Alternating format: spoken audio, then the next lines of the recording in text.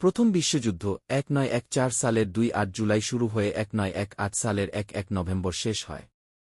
এই যুদ্ধের সূচনা ঘটে অস্ট্রো-হাঙ্গেরির যুবরাজ ফ্রাঞ্জ ফার্দিনান্ড এবং তার স্ত্রী সোফির সারায়েভো শহরে হত্যাকাণ্ডের মধ্য দিয়ে।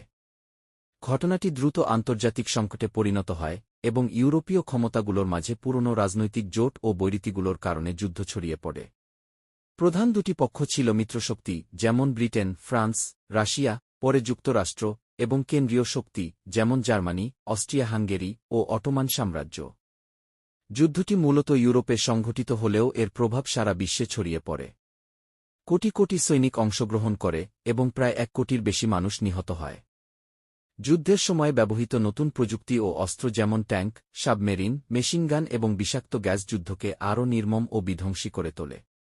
যুদ্ধের শেষে 1919 সালে ভার্সাই চুক্তি স্বাক্ষরিত হয়, যা জার্মানির উপর কঠোর শর্ত আরোপ করে। এই যুদ্ধ শুধু ইউরোপের রাজনীতি ও মানচিত্র পরিবর্তন করে দেয়নি, বরং সামাজিক, অর্থনৈতিক ও সাংস্কৃতিক পরিবর্তনেরও সূচনা করে এবং বিশ্ব রাজনীতিতে নতুন দ্বন্দ্ব ও উত্তেজনার বীজ বপন করে, যার পরিণতিতে ঘটে দ্বিতীয় বিশ্বযুদ্ধ।